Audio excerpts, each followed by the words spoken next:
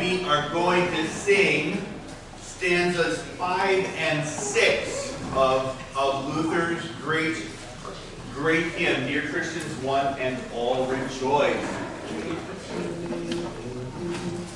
God said to his beloved Son, it's time to have compassion. Then go, bright jewel of my crown, and bring to all salvation. From sin and sorrow set them free, slay bitter death for them that they may live with you forever. The Son obeyed his Father's will, was born of Virgin Mother, and God's good pleasure to fulfill, he came to be my brother. His royal power his skies before, a servant's sword like mine he wore, to lead the devil captive. All right. We got more to sing next week. We are on the second article of the Apostles' Creed. Say it with me. And in Jesus Christ, his only Son, our Lord, who was conceived by the Holy Spirit, born of the Virgin Mary, suffered under Pontius Pilate, was crucified, died, and was buried. He descended into hell. The third day he rose again from the dead. He ascended into heaven and sits at the right hand of God the Father Almighty. From thence he will come to judge the living and the dead. And then we get Luther's What Does This Mean? And I want you to notice that there are kind of three parts to it. Who Jesus is, what Jesus does, and what that means for me. So let's say it. What does this mean?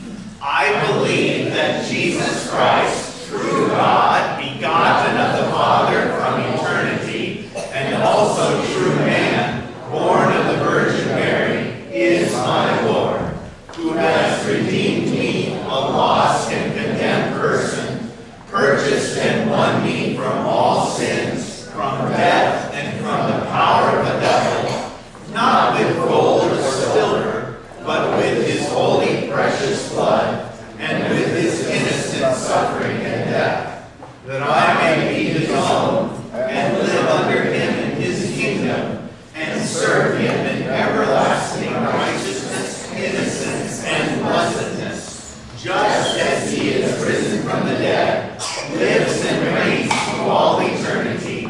This is most certainly true. All right. Let us pray. O God, the protector of all who trust in you, have mercy on us, that with you as our ruler and guide, we may pass through things temporal, that we lose not the things eternal. Through Jesus Christ, your Son, our Lord, who lives and reigns with you in the Holy Spirit, one God, now and forever. Amen. Our Father, who art in heaven, hallowed be thy name. Thy kingdom come. Thy will be done, on earth as it is in heaven. Give us this day our daily bread, and forgive us our trespasses, as we forgive those who trespass against us. And lead us not into temptation, but deliver us from evil. For thine is the kingdom, and the power, and the glory, forever and ever. Amen. Let us bless the Lord. Thanks be to God.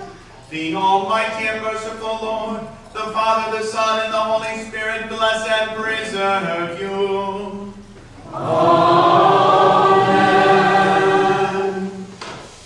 All right, Munchkins, off you go.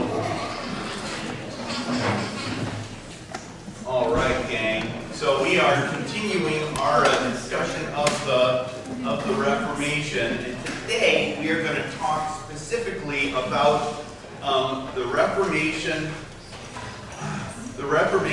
of the Catechism and teaching the faith. So I'm gonna grab a few of these here. There you go.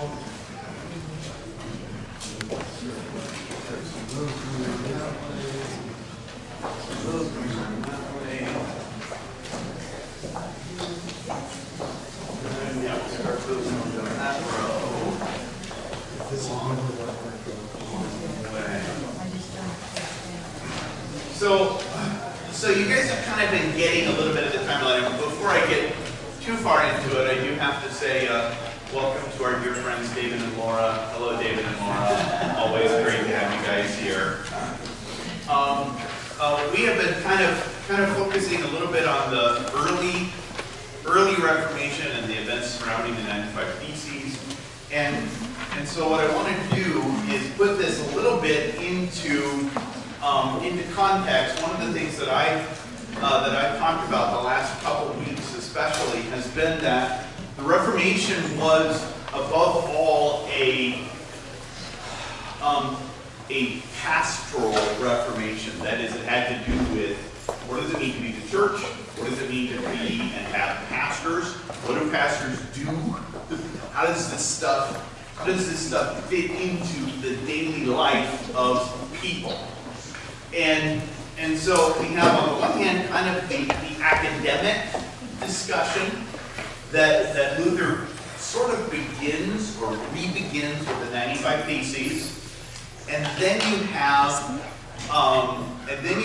going on at about the same time, Luther is doing a lot of preaching. Luther's really basically a campus pastor.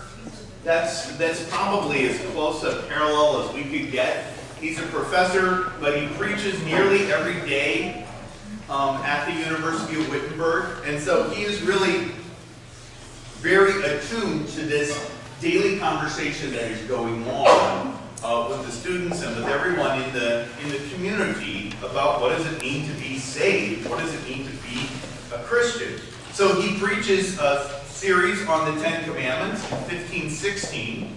He preaches another series on the Lord's Prayer in 1517. So this is kind of interestingly some of the immediate context to the 95 Theses, which I think is very curious that he's reflecting deeply on forgive us our trespasses as we forgive those who trespass against us, and give us this day our daily bread. In many ways, you can look at the Lord's Prayer and say, well, there is an awful lot of what we would think of as Lutheran theology in the Lord's Prayer that isn't really Lutheran theology so much as Lutheran theology is from the Bible, which is kind of a more important way of putting it.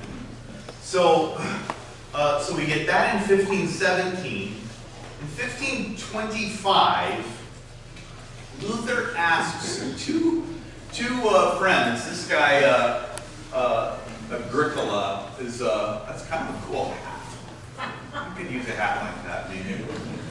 Luther asks Justus Jonas, who is the pastor or one of the pastors in the Wittenberg area, and a colleague named Agricola to produce a catechism. Now, what is a catechism? That's a good Lutheran term, at least as we think of it. What's a catechism? You hear that word, catechism. What does that mean? Teaching. What else? Anything else? Ben? Echo. Thank you. You've been in a couple catechism classes. Yeah, the word literally means to echo back or to repeat back. Kata echo. So it means to repeat back something. So if I say, I believe in God the Father Almighty, maker of heaven and earth, and then you say, I believe in God the Father Almighty, maker of heaven and earth, then that is catechesis. That's this kata echo. Catechisms had been around for a long time. They existed In the Middle Ages, Luther did not invent the concept of a catechism or a small book of instruction, but I think you could argue pretty convincingly that Luther sort of perfected it and really kind of gave it life in a way that it didn't have before. So he asks his friends Jonas and Agricola to produce a catechism. I don't believe a whole lot came out of that, but which is frankly kind of encouraging that not everything that happens that Luther did was, sort of an instant success. I think that's okay. 1526, there is a very interesting meeting in the city of Speyer. First of all, what's a diet? And it has nothing to do with Weight Watchers. Get that out of your head. What's a diet? It's the diet of Speyer. Yeah, I'll get to bigger words here in just a second. So, yeah, a diet is a meeting, or kind of like a convention almost. So at this meeting in Speyer, a very important rule in Germany is set up, which by the way the Pope was not a fan of. And the rule is the religion of the prince is the religion of the region. So if you have a Lutheran prince, guess what? Everybody there is Lutheran. You have a Catholic prince, everybody there is Catholic. And this rule is really the source of a lot of strife for maybe 120 years until the end of the 30 Years' War, something like that. But that, in many ways, kind of shaped how religion was dealt with in Europe up until probably nearly the 20th century. So this is why when we think of, when you think of the city of Rockland, you wouldn't ask, what religion is Rockland? Right? Because Rockland doesn't have a religion. Rockland is a city. But if you were to go to Germany and say, what religion is Wittenberg, you would say that is a Lutheran city. Or what religion is Munich? You'd say that's a Catholic city, because that's Catholic, because they have Catholic prince or elector. So that's just a very different way of thinking about it. And this, by the way, also contributes a lot to a few other things you may be familiar with, like the American Revolution, for example. Marion. Well, I remember in the city of Erfurt, there was a gigantic Catholic church and a gigantic Lutheran church standing right next to each other. So did that mean that it changed hands? Well, I can't answer that specifically on Erfurt, but many of the cities in Germany, remember that in the 30 Years' War you have, and really all in the time up to the Peace of Augsburg, which is in 1555, you have wars kind of raging across Northern Europe, especially Germany, because the Holy Roman Emperor does not like this rule, because this is messing with all kinds of politics and taxes and all sorts of things. The Pope doesn't like it because he's losing territory. The princes like it because it gives them more independence against both the empire and the church. And so you've got this kind of really three-way triangle of Catholic, Lutheran, and Reformed going on. Eventually, it starts to happen where you will have multiple religions in cities, or they'll have kind of more of a historic precedent. But that's a lot later. That would be an interesting question. Said I don't know the history of Erfurt well enough to be able to answer that specifically. But yeah, so this takes place in 1526, so 9 years after the 95 Theses, and almost more important for our purposes is this little thing that Luther and his colleagues began what are called the church visitations, or the Saxon visitations. And what these visitations are is exactly what it sounds like. Luther and Bugenhagen and Jonas and others go to congregations and look and see what's actually happening here. What's being preached, what's being taught, what does the liturgy and worship look like? What do the pastors or priests know and not know? And everything in connection with that. This is kind of a huge visitation, because Luther's interest, remember, is pastoral. That is, he wants to know what's actually being taught and practiced in congregations. This isn't an academic exercise for him. He isn't just kind of playing around because he needs to find some cool topic to do a doctorate on. But this is about the souls of people. And so these visitations in 1526 kind of form the basis in many respects for everything that happens for the next 20 years. Luther dies in 1546. Gloria. Are these Catholic congregations? Well, remember, Diet of Fire, first of all, everybody's Catholic. There's nobody else. And these are these Catholics that have accepted Luther's evangelical teachings or not. And this depends on what the princes or the electors in that region or area are going to allow.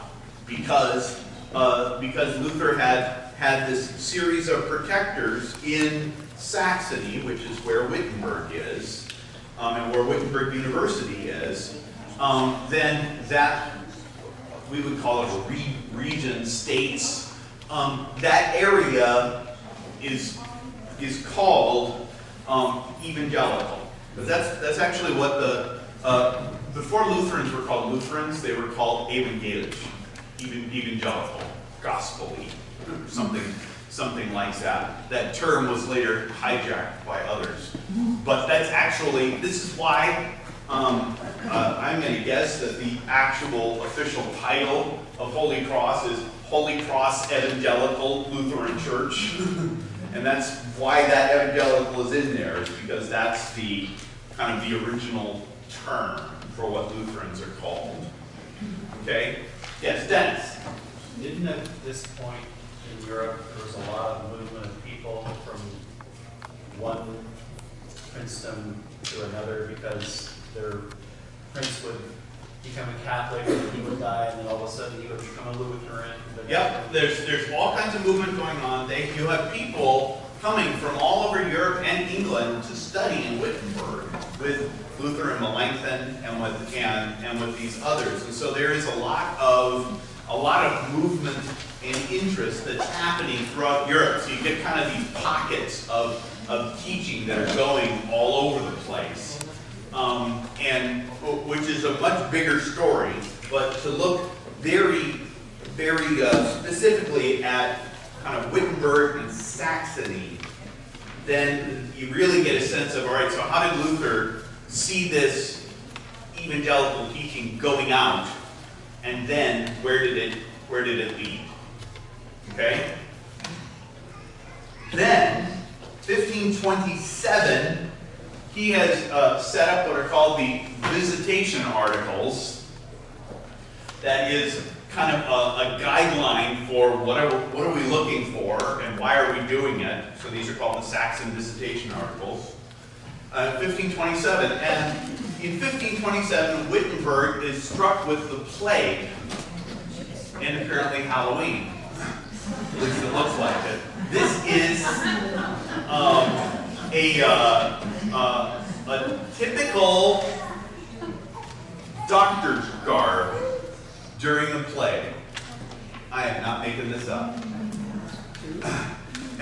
Where they would have these masks that looks like a beak, and it had to do with a kind of a filtering system that they would put in this beak, the thought being that having further distance from going in, and with this filtering system, all of the bad humors that caused the plague could be kind of filtered out.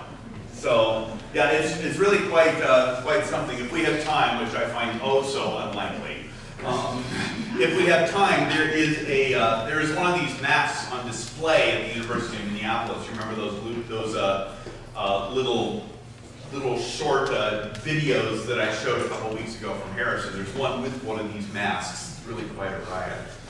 So, yeah, it just is so strange to us. So while this happens, Luther and Katarina, they were married in 1524 or 5, I think 5,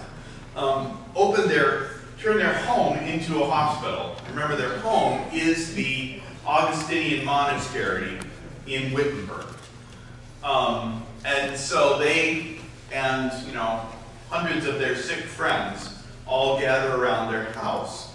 And a part of what that means is that Luther and Katarina are also exposed. I don't mean that in kind of the plague sense, but they have a great deal of very, very close contact with the families in Wittenberg because they're living there in their house. And so Luther gets an even closer kind of look at what is going on in people's lives and what they believe and teach and confess along the way. So it's weird how even things like a plague can serve the gospel here. Richard. Was the plague just unique to that area, or was it broader in Germany and Europe? Well, the bubonic plague had been kind of coming and going for, I don't know, a couple hundred years at that point, and is an ongoing issue, largely because they don't understand these cool things they discovered in the 19th century called germs.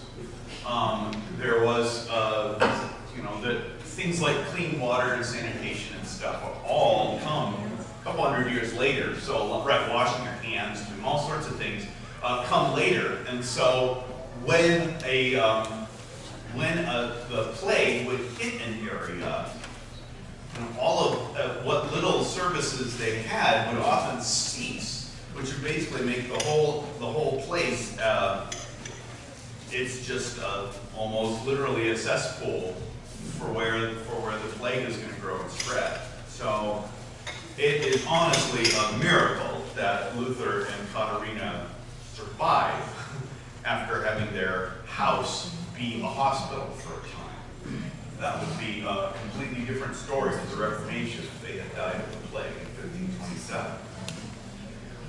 1528, Luther starts to do a sermon series on the Catechism, and when he preaches on the 3 parts of the Catechism, and so you have one of the things when we think of the Catechism, we think of how many parts? 6, right? 6 chief parts. At this point, you're really talking about 3: the 10 Commandments, the Creed, and the Lord's Prayer. And Luther later adds in baptism and the Lord's Supper, and then confession and absolution a little later still. So those pieces, while they're always there, at this point you're really talking about the commandments, the creed, the Lord's Prayer. 1529, the large catechism is released in April, and the small catechism is released in May. So this is 12 years after the 95 Theses is when we get these things. And so what I want you to do, if you could hit the full light for a minute, please, Seth.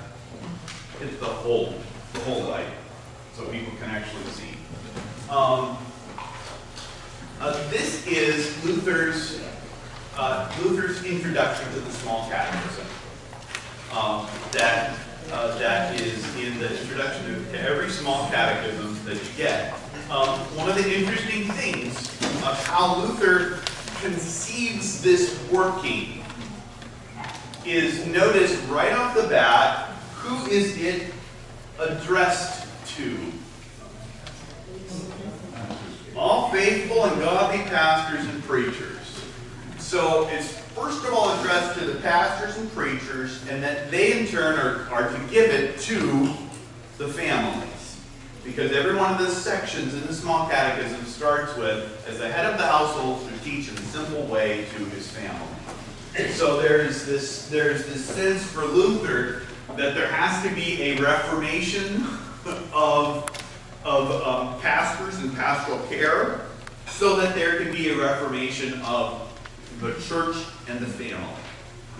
I want to read a little bit of this to you because it's really classic Luther and is worth listening to a little bit. The deplorable, miserable condition that I discovered recently when I too was a visitor has forced and urged me to prepare this catechism for Christian doctrine in this small, plain, simple form. Mercy, dear God, what great misery I beheld. The common person, especially in the villages, has no knowledge whatever of Christian doctrine. And unfortunately, many pastors are completely unable and unqualified to teach. This is so much so that one is ashamed to speak of it. Yet everyone says they are Christians, have been baptized, received the Holy Sacraments, even though they cannot even recite the Lord's Prayer or the Creed or the Ten Commandments. They live like dumb brutes and irrational hogs. Now that the gospel has come, they have nicely learned to abuse all freedoms like experts.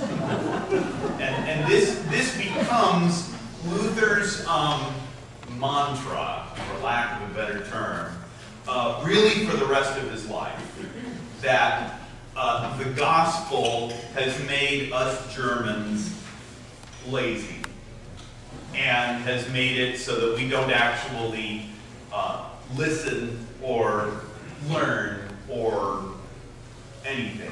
Remember a few weeks ago in the sermon I gave a Luther quote about the passing rain shower. And this is kind of Luther the same thing, that because we Germans, says Luther, are so lazy, we have the gospel right in front of us, but we're more concerned about making sure we get enough beer than we are actually teaching the faith. This is Luther.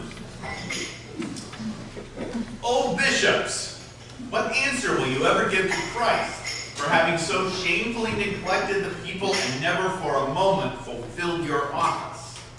May all misfortune run from you. I do not wish at this place to call down evil on your heads. I just love Luther. You command the sacrament in one form and insist on your human laws, yet at the same time you do not care at all whether the people know the Lord's Prayer, the Creed, the Ten Commandments, or any part of God's Word. Woe, woe to you forever. So who does he mean by the bishops? Who's he talking about here?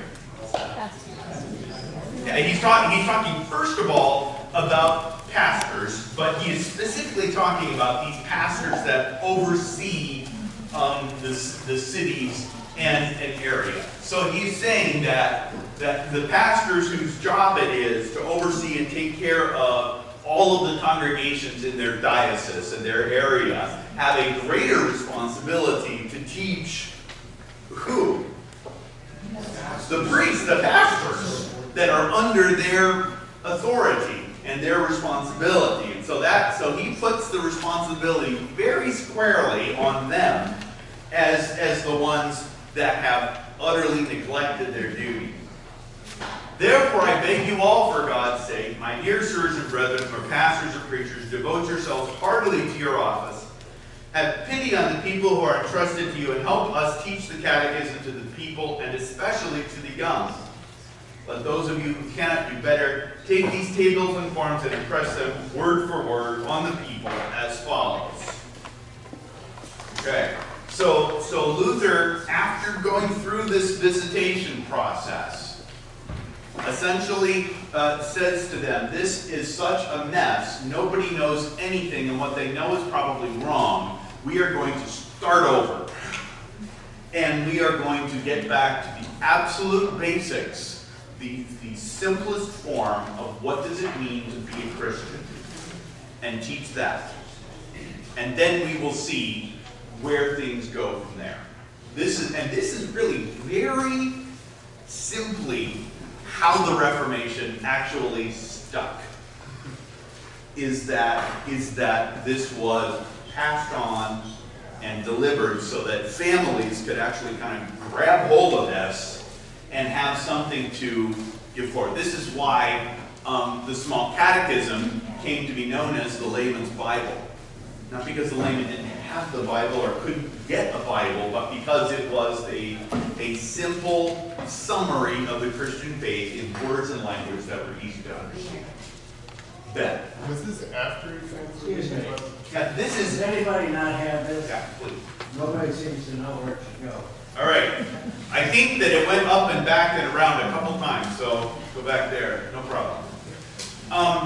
Luther began the translation of the New Testament after the Diet at Worms in 1521. I think the New Testament is published around this time. The Old Testament is published a little later, so that's kind of happening around the same time as all of this is going on. Good question. Rick? Let me understand the history a little bit. Were there no seminary-type teaching facilities for Lutheran evangelical pastors at the time?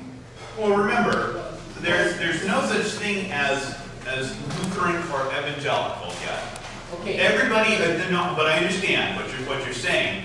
Every area, diocese, is going to have by that time its universities, and its universities are going to have training centers where pastors where pastors and priests are shaped. A part of what had happened was that becoming a priest had almost nothing to do with what we think about being a pastor is. Because when we think about what is a pastor, what does a pastor do? What would you say is some of the most obvious and simple things that a pastor does? Just free association with me for a minute. Preach. Teach. You guys are such Lutherans. Administer the sacraments. Give absolution. What else? Baptize. Baptize. Mary. Bury. Visit the sick, the dying. These are the things that we think of as absolutely obvious. What else would a pastor be doing? And that was not what it meant to be a priest in the 16th century. Fundraising. The management of the lands around there. Well, and so what you had very often with the kind of the I'll call the parish priest is they would celebrate Mass, but and they would do this daily, and they would say prayers on behalf of the living and dead. Remember our conversations about indulgences and all of that. Sermons were not really normally done at all. There were no sermons in church. If you had anything, you had something that was called a prone, P-R-O-N-E, which was a sort of a selection from the lives of the saints or something. Maybe you had some other talk that had something to do with God, but probably not. And so the notion that we have something that the people sitting in the pews, although they didn't have pews yet, pews don't come in for a couple hundred years later, the people milling around in the nave, that I have to give them something, is just not what it meant to be a priest. It really isn't. And so this concept of saying, bishops, you've got a job to do here, and that is to instruct these priests to teach these families how to actually pass on the faith to their children. That is radical. So the parish priests per se got all their training or what they were teaching from the monasteries? Maybe. I don't, it's a good question. I don't know what percentage of priests came from monasteries. I don't think it was a majority, but they would get their training at a seminary for sure. But what the seminaries would be teaching would be either kind of doctrinal formulas and formulations. There would be a lot of sort of how-to stuff about doing the liturgy. There would be a lot of work in Latin. That is a good question, though. What is for sure is what was not going on, and that is actually teaching them what the faith is in simple, plain language, or how to teach that to their congregations. That was not what it meant to be a priest in the 16th century. No, it was a university, but a seminary is a part of it. Yep. Barbara, and then Marion. Yes, this first paragraph saying even the priests didn't know the Lord's Prayer and the Creed of the Ten Commandments, or simply they were not teaching. As Luther finds that priests don't know anything, and that many of them, especially in the rural areas, would be learning Latin, but they wouldn't actually know what the words mean. So they would be memorizing it without actually knowing what the words mean. And so it would all become very rote and formulaic. Marian. Well, now the printing press had been invented. Yeah, 50 years So before. were the priests even learning to read the Bible? That they even The Bible, it's a good question. The Bible is a long ways off from most people having it in their hands still, although it gets a lot of attention and moves pretty quickly once the Reformation really gets underway.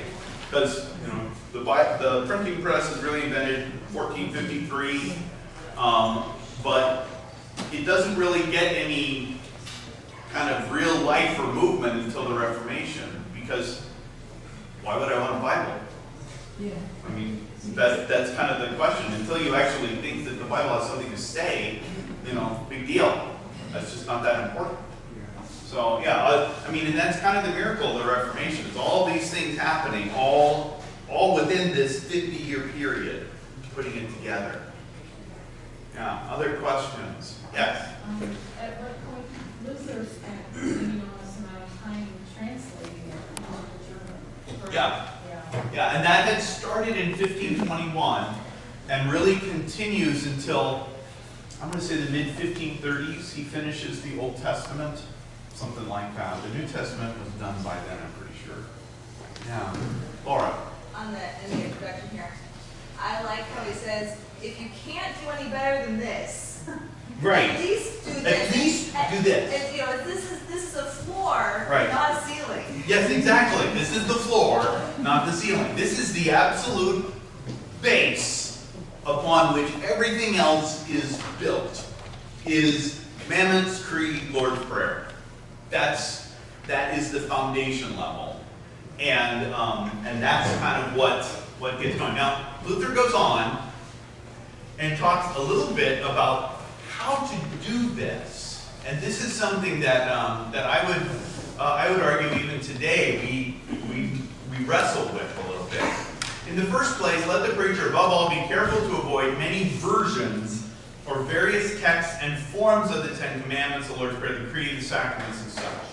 He should choose one form to which he holds and teaches all the time, year after year. For young and simple people must be taught by uniform, settled texts and forms. Otherwise, they become confused easily when the teacher today teaches them one way, and in a year some other way, as if he wished to make improvements. For then all effort and labor that has been spent in teaching is lost. And so we get, with Luther, this sense that we're going to come up with a text, and we're going to settle on it, and we're not going to fiddle with it, and try to constantly improve it. And so really,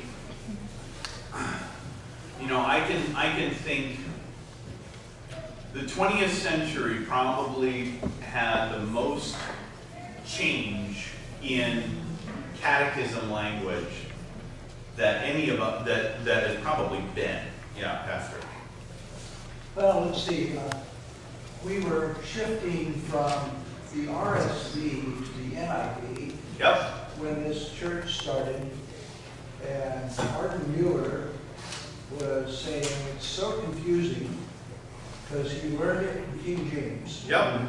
Now we're on a third translation. Yep. That's right. In the convention, when they were considering changing the catechism from NIV to ESV, Right. I made an advisory speech saying, listen to Luther right here. You know, let's settle this. Right. If the catechism has been taught since the late 70s in NIV, why switch? Right. Well, we've done it. Right. We're now on the ESV. But not in the actual catechism explanation. Only in the questions and answers. Yeah. Only in the 278 other questions. The catechism itself is still NIV. But this all kind of, this all kind of gets at the struggle that we have of learning and kind of sticking with these things and figuring out how to pass them on. Because you have this need, which Luther very rightly holds up, of picking a common form and sticking with it. But again, over against the need to actually be understood. You know, so I can still talk about we should fear and love God so that we do not deceitfully belie, betray, slander, defend our neighbor, but defend and speak well and put the best construction on everything. Nobody knows what belie means.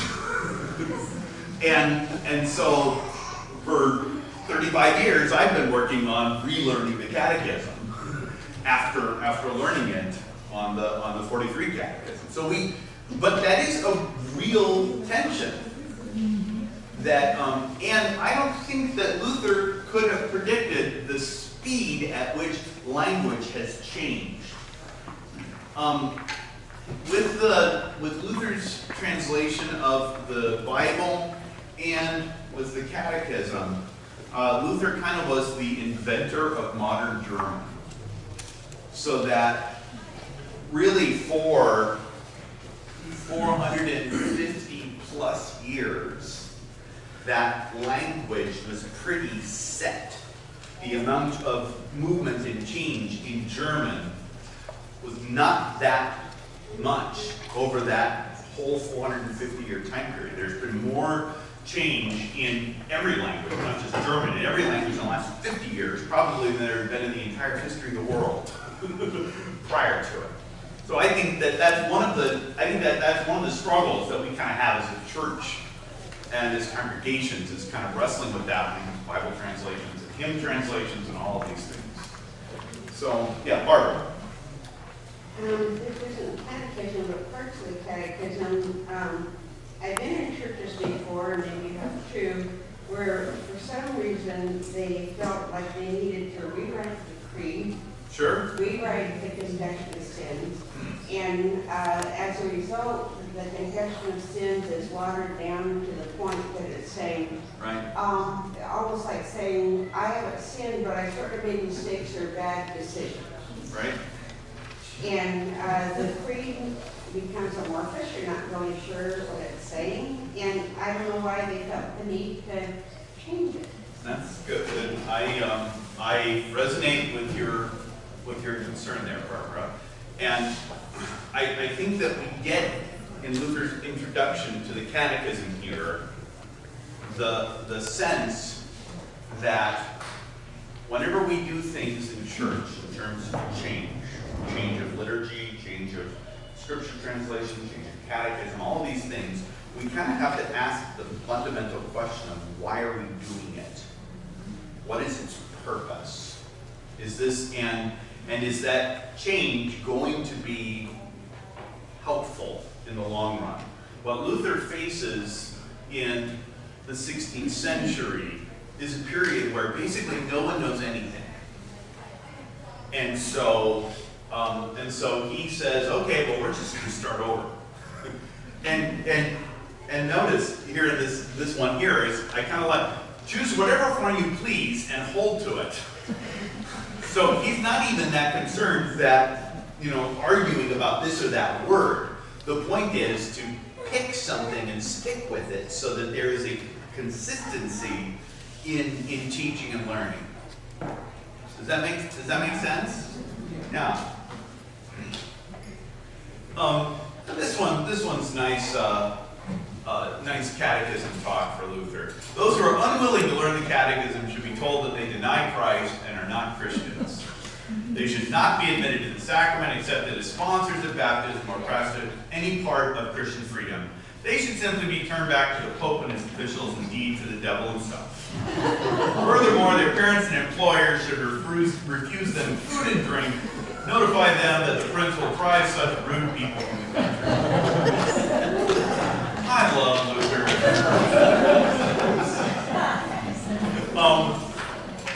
And so for Luther, this is no game. This is not. He's seeing this as deadly serious, and that this is not something that that is sort of optional, or we can do it when we feel like it. Now, we have a couple other. We have a couple other challenges today, which I'll talk about in a minute. Although we cannot and should not force anyone to believe, we should insist and encourage the people. That way they will know what is right and wrong for those among whom they dwell and wish to make their living. Whoever desires to live in a town must know and observe the town laws, because he wishes to enjoy the protection offered by the laws, whether he is a believer or at heart, and in private a rascal or rogue. I don't use the word rascal nearly enough. The second place, after they have learned the text well, teach them the meaning also, so that they know what it means. Again, choose the form of these tables or some other brief uniform method, whichever you like, and hold to it. Do not change a single syllable, as was just said about the text. Take your time in doing this. It is not necessary for you to explain all the parts at once, but one after the other. After they understand the first commandment well, then explain the second, and so on. Otherwise, they will be overwhelmed, so that they will not be able to remember anything well. In the third place, after you've taught them this short catechism, then take up the large catechism. Give them also a richer and fuller knowledge. And the large catechism, by the way, is largely based on the sermons, that sermon series that he gave in 1528. So the large catechism is really a series of sermons that he preached that are written down. Mary. So that's a really hard line for somebody in the Christian faith to take. Doesn't it seem like if God's teaching us to love one another, love thy brother, that essentially he's locking people that are lost out of the faith? I think that's a great question, Mary. And we have to first of all remember, I have to remember who he's writing to, right? He's writing to, first of all, to the pastors and bishops, and kind of getting at them on what is their job. Lutheran, lots and lots of places will hold up the gospel. Now, and remember, we're not talking about a book. We're talking about the Ten Commandments, the Creed, and the Lord's Prayer, not the explanations. I mean, you could probably say all three of them in less than a minute. But that does get at a very fundamental question that I do think is worth our exploring a little bit. And that is, does the gospel have content? Do I actually have to believe something concretely in order to be a Christian? Now notice, I'm not asking whether or not people should be fed. I think that's Luther hyperbole there, so don't, not going there. Been tempted a few times on Wednesday nights, but I'm not going there. But the gospel means believing and trusting in Jesus Christ for the forgiveness of sins. It doesn't, so it actually has content. There are words and that they mean things. And so when we talk about teaching and passing on the faith, I don't make up what the faith is.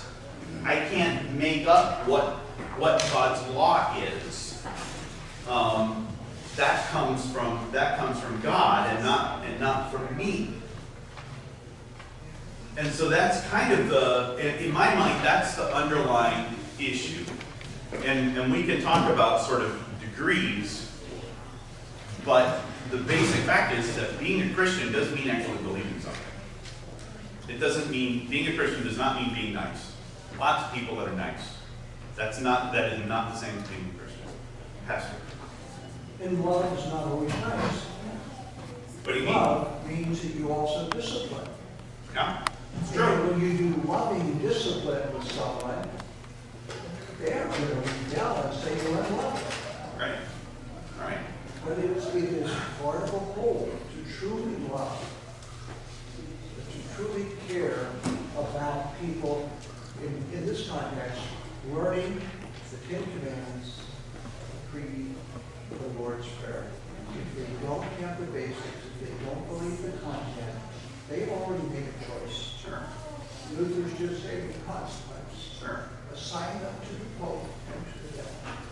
Now, just to follow up on that, and then I'll get to Zach too, is this is something that I think that we as a congregation and we as the Lutheran Church in kind of a broader sense continue to wrestle with. You know, what does it mean to become a member of Holy Cross Evangelical Lutheran Church? Well, it means you go through an instruction period. With me or Pastor Meyer, it means actually learning stuff, right? It means confessing stuff. I don't typically ask adults that go through adult instruction. I don't assign them memory work. You know, okay, because you don't know what the 8th commandment is, I'm not going to, no, I don't do it that way. I've never done it that way. But that is something that I think that we continue to wrestle with along the way. Zach? Oh, it just reminds me that it seems kind of harsh and kind of blunt, but Jesus was kind of harsh and blunt at times. Yeah, sometimes. And again, we got to remember the larger context is Luther is looking at a time and a place where nobody knows a thing. They don't know the first thing about what it means to be a Christian. They don't understand what the Ten Commandments are or why I should care. They don't know what a creed is. They don't know what the Lord's Prayer is. Honestly, and this is where it gets interesting to me and challenging, is I think that we are quickly getting to that point again, where kind of speaking very broadly, 30 years ago, 50 years ago, most people in America at least had a more or less basic sense of what it meant to be a Christian. They probably could not have recited the Ten Commandments for you, although I bet a lot more could then than could now.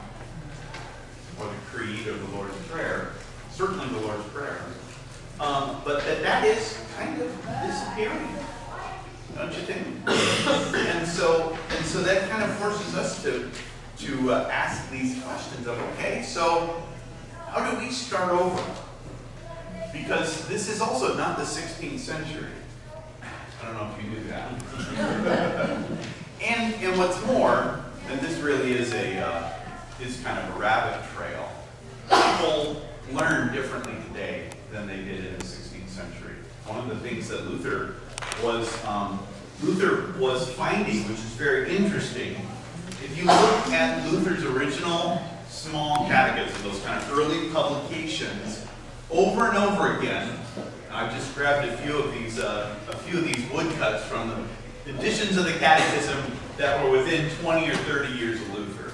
Over and over again, they got woodcuts and art and the words, but also really remarkably detailed pictures, because early 16th century literacy was not all that common. And so you're talking about a period when learning the catechism also kind of sort of meant teaching people to read.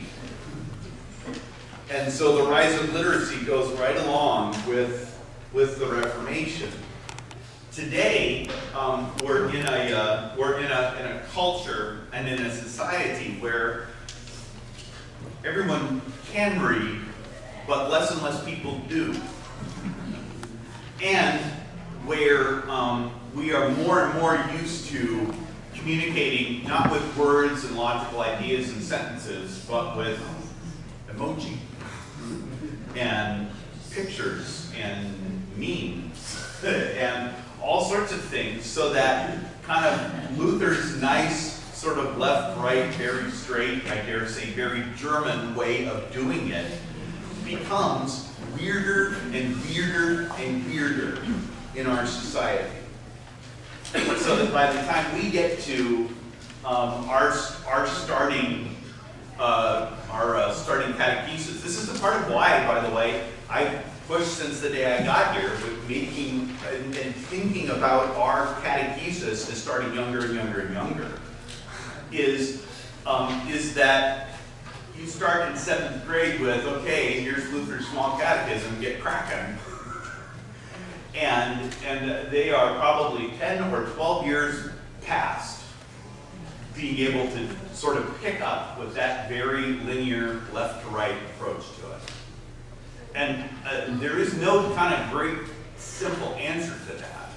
But because we are moving into a much more image-based society, I think that that's going to force us to wrestle with those questions a lot. That's why I think about things like art, you know, this catechism art and this kind of thing, so that what we're seeing and experiencing reinforces the words. And it's not either or. You know, don't get me wrong. We're not coming up with Pastor Peperkorn's picture catechism. Well, that has a nice ring. No, man, my elders are already shaking their head. But it does mean that I think that we as a congregation have to be very intentional about what we do and how we're going to go about doing that, so that when we teach the faith, whether we're talking about adults or to young people, we're actually connecting to the people that we're trying to teach, and not just sort of always doing what we've done, because it just doesn't work that way. That's my little speech on the topic. I'm just about done, I promise. Can you hit the light for just a second? Because this image, I don't know how well it's going to come out, but this is another one that I found. A catechism image, and this is one where they have names of lots of people. So here's Luther distributing the cup to Duke, the elector of John of Saxony.